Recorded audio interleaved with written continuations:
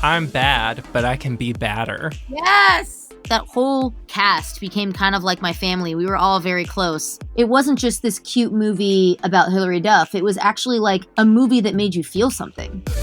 Hey Team Duff, it's Whit. Thanks so much for listening to Duff Enough, the ultimate Hilary Duff fan podcast. This show is a celebration of the life and career of actress, singer, mother, and all-around icon, Hilary Duff. Well, no classic Hilary Duff movie is complete without an arch rival to match Hilary's leading character. My next guest knows what it's like to play the villain in a Hil Duff flick. Lauren MAYHEW starred as Robin in the fan favorite Raise Your Voice. Her other industry credits include TV roles on Dexter and CSI, and touring gigs with Britney Spears, NSYNC, and Destiny's Child.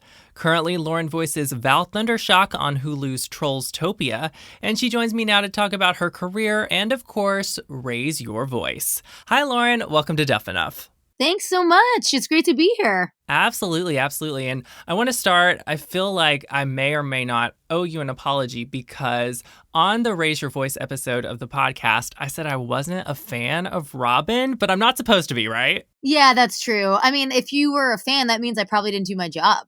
Gotcha. So then we're all good. We're all good. And a little backstory as to how this kind of came together. So you are from Tampa, Florida, correct? Yeah, I was born and raised here. I'm new to the area. I actually haven't even said on the podcast that I'm living in Tampa now and producing a talk show for the NBC station here called Daytime. Shout out. You were a guest on the show recently and you were in the studio. It is COVID time, so you had a mask on when we kind of passed each other, but I knew I recognized you from somewhere. I just didn't know where. And I gotta say, you had straight hair. If your hair had been curly, I would have been like, oh my goodness. For sure. So excited to talk to you. Fans are going to love hearing some behind the scenes about Raise Your Voice, which we will get to. Let's start with how did you get into singing and when did you get the acting bug? I'd been singing and acting ever since I was young. I was actually on a soap opera prior to Raise Your Voice called Guiding Light that I did for about 2.5 years. I was a series regular on that, which filmed out of New York. And I was a preteen when I was doing that. I was like 12 years old. So my mom flew back and forth with me from Florida to New York about 4 or 5 times a month, which is pretty crazy. I also did a lot of acting and singing stuff in Orlando because Nickelodeon and the WB filmed there. So I was on a couple different Nickelodeon shows and did some WB shows as well and a bunch of different commercials in Florida. I feel like I actually grew up as like a real life Hannah Montana, Miley Cyrus sort of situation because I was going to school at Berkeley Prep, which anyone from Tampa knows that school. It's a private school here in Florida. And so I grew up going there, but also being in entertainment ever since basically I can remember because I was also in musical theater at the Tampa Bay Performing Arts Center, which is now called the Straws. Prior to the soap opera, I was actually on a show called The Reppies, which was a show on PBS that I did 64 episodes of. It was like a singing rock band of dinosaurs, basically. Okay. Which sounds crazy, but it was a lot of fun to shoot. And it was actually cool because my dad's an orthopedic surgeon, my mom's a nurse, and my mom actually would like take off time to come with me and be there with me on set. And it was cool because she ended up getting a job as the on-set nurse on the Reppies, which was really neat. And so, we both did that show together. So it was pretty cool.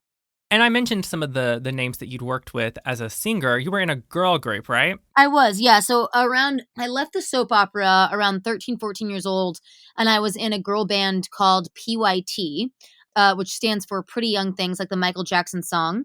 And we were signed to the same record label as Michael Jackson. We were label mates, so it was Epic Sony. And we opened up for NSYNC, Britney Spears, Destiny's Child, 98 Degrees. We also got to do Super Bowl with Aerosmith and Sting in the pregame. It was the same Super Bowl that did the halftime. Sting and Styx did the pregame. Right. But it was such a phenomenal experience. I mean, that's definitely in the record books of one of the coolest performances I've ever gotten to do, for sure. I want to hear some stories. Britney and NSYNC, tell me something. Give me something good. So back before everyone knew that Britney and Justin Timberlake were an item, Justin was always coming on Britney's tour. So we obviously knew that there was something going on there. They were so cute. But it was funny because one of the girls in my band, Tracy, was actually a huge Justin Timberlake fan. She had a massive crush on him. And I remember one time there was this girl who was a backup singer for Britney Spears, super, super talented girl. And she was kind of giving us a tour, just around backstage and like, taking us on Britney's tour bus and everything. And she was like, she got called to stage to do a sound check. And so she had to leave and she was like, oh, girls, just like, hang out here. Like, I'll be right back. And we were like, okay, cool. We'll chill.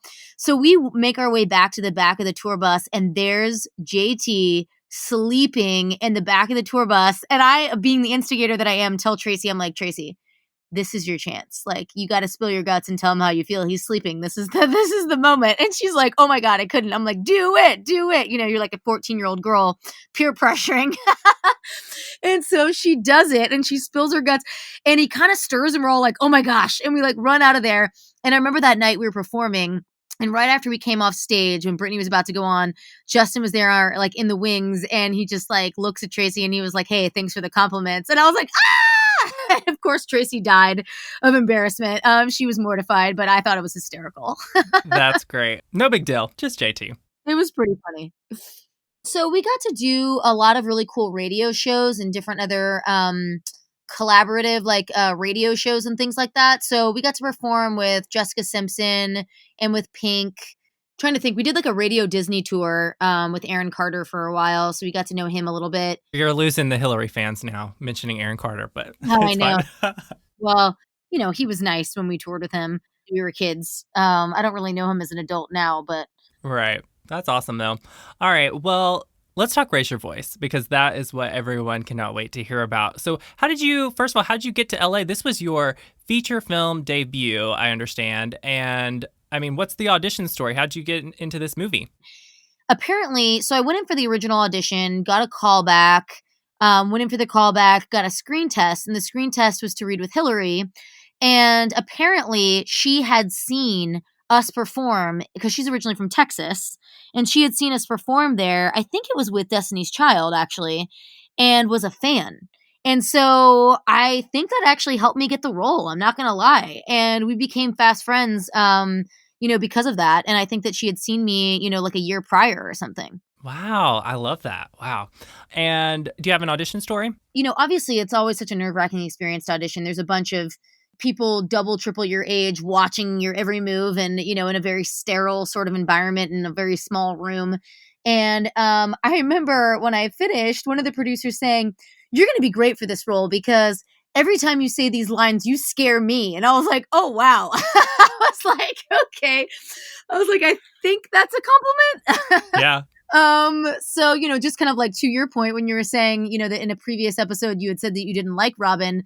I feel like maybe if you did like Robin, I probably didn't do my job well. So I guess maybe making her afraid and also making you not like me was the point. But, it's also hard. I mean, I was only, 16 years old when I was in this movie. And it was kind of weird for me because I remember meeting a lot of little kids who had seen the movie that were fans. And they were also kind of scared of me in real life because some of them couldn't understand the difference between acting and the person and, that was standing there in front of them. So that was kind of interesting because I've never had that experience, to meet a little kid and to have them be kind of afraid of me. Yeah, that was really weird. Well, aside from that, though, did you enjoy kind of tapping into that villain role? I mean, was that fun to kind of get to be mean?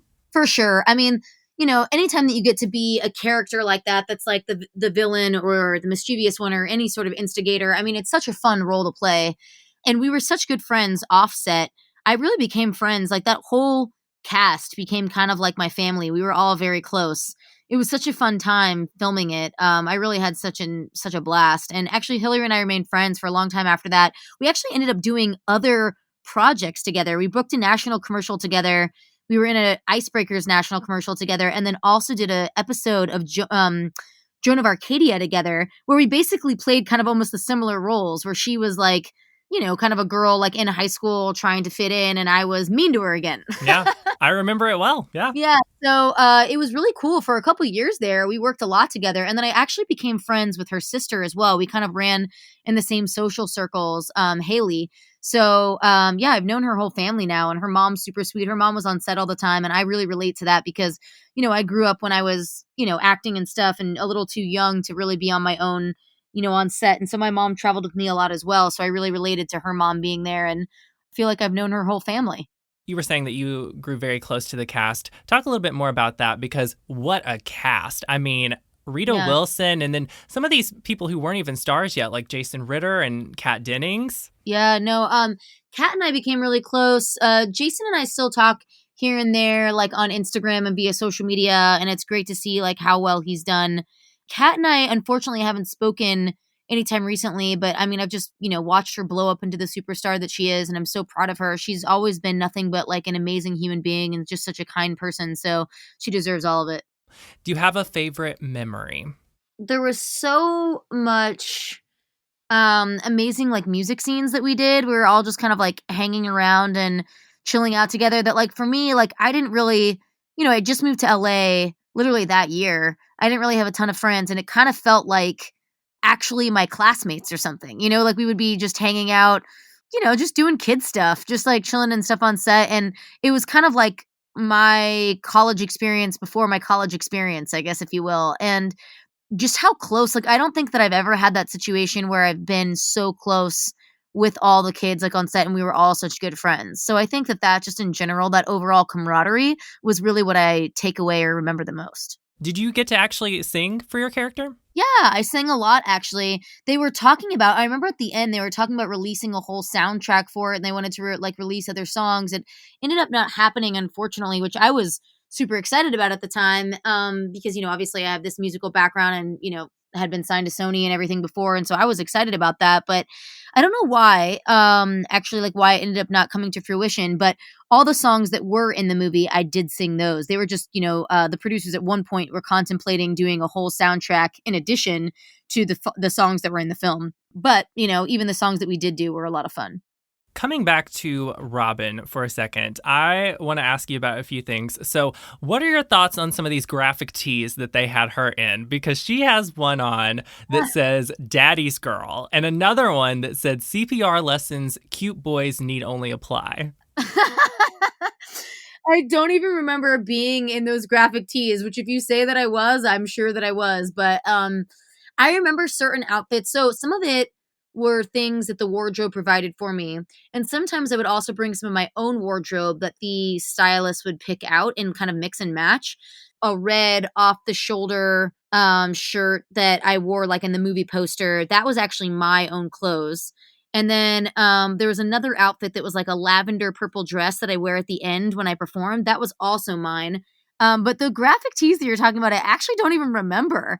That obviously must have been wardrobe's clothing items. But yeah, I mean, now hearing the things that they are saying on that, I guess now after Me Too movements and everything else, probably would not be a thing that they would choose. But I guess at the time it was in fashion. Right. And really quick, Oliver James was, of course, a heartthrob for a minute there in the early 2000s. I had a total crush on him. Oh. Yeah, I remember like going and talking with him like in his trailer and stuff, and me just thinking like, 16-year-old self was like, oh my gosh, this guy's so hot. But he was actually a little bit older than the rest of us than what he was playing, because I think I was like 16 or 17 at the time, and he was, I think, already like 20. Mm-hmm. He was playing younger, which, that's not really a big age difference now, but at the time, someone who's 21, 22, and when you're 16, I don't think he was so much interested in me, but I definitely thought he was very handsome. Right, right. How was the kiss? Oh, you know what? I mean, I was pumped about it. I think he was like, oh, I gotta kiss this child, but like, he was, I remember it being a good kiss. I mean, it's so funny. People always ask these sort of things, and it's like, never like it can be that romantic, because you're on set with like a million people watching you, and you have to remember your lines, and you have to remember a million other things, and you're blocking and you're placing and the lighting and all this stuff. So it's less romantic than you would think. But, for 16-year-old me, it was still pretty fun. And do you remember the line that you say to him right before you kiss him? Oh, man. It was something snarky about like, couldn't be better than me, or she can't be me, or something like that. Okay, I wrote it down. You said, I'm bad, but I can be badder. Yes. Yes. Oh my gosh. That's hysterical. When you say it, it brings me back. I love it. I love it. Okay. And then to kind of wrap up here with Raise Your Voice, there's so much nostalgia tied to this movie for Hilary fans, for millennials. So what do you make of that fan legacy? When I watched the film, it's like, going into it, you're doing, a teen rom-com, and you're expecting it to be cute and, fun and all of these things. But when you actually watched it, when I remember going to the premiere, like, people cried, like, at the beginning of, like, the movie. Like, I feel like they did a really good job at, like, actually striking a chord and hitting a nerve, and I think the reason why it really resonates with fans is because it wasn't just this cute movie about Hilary Duff. It was actually, like, a movie that made you feel something. Mm-hmm. And I think that that is, outside of people who are even, diehard Hillary fans, is what made people fans in general of the film. Well said. Well said. I got to jump in. The premiere. You said the premiere there. How was that? The premiere was so much fun. It was like one of my first like big, feature film movie premieres. And I remember, picking out my dress, getting my hair and makeup done, having like the after party at like Hard Rock. It was, just such a whirlwind. And I remember, I had extra tickets where I could bring my family, and I brought one of my best girlfriends. And yeah, it was, I'll always remember it fondly for sure. Awesome. And before we move on from Raise Your Voice, because this is the Hilary Duff fan podcast, is there anything else you want to say about our girl Hil? I mean, working with her, knowing her, anything else? Have you continued keeping up with her career through the years? Yeah, I've watched her on Younger. I think that she crushes it. I think that it would be so fun to be able to go on that show and do something with her in the future on any show that she's on, and kind of like reunite the Lauren and Hilary kind of like duet that we used to do all the time. It felt like back in the day. But she's so incredibly talented, and I just wish her the best. And honestly, even back in the day when she was coming off Lizzie McGuire and probably was like at the, just super fandom of her career and was touring and all this other stuff, she was always such a sweet girl and always so humble and always took time to, make time for her friends. And I don't know, I don't have a bad thing to say about her, honestly. Like, I've never seen her be ill towards anyone. I always watch, you watch the stars on any sort of set and see how they treat anyone from the PA, to catering, to hair, makeup, wardrobe, and to really see what someone's character is like. And I never saw her treat anyone badly. I always saw her just, be kind to everyone. So I hope that she's doing great. Awesome.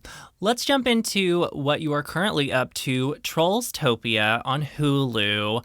How cool is it to be the voice of a troll, especially now that this has become a huge, film and TV franchise? Yeah, I mean, I've loved it. The people at DreamWorks are some of the most talented, phenomenal writers, producers, composers that, there are. So working with them is, a dream job, literally. The rest of the cast of Trollstopia, I mean, are all way bigger celebrities than I am and crazy talented themselves. So it's a pleasure working with them, even though actually I've not had the pleasure of meeting most of them. I've met Amanda Layton, who plays Poppy.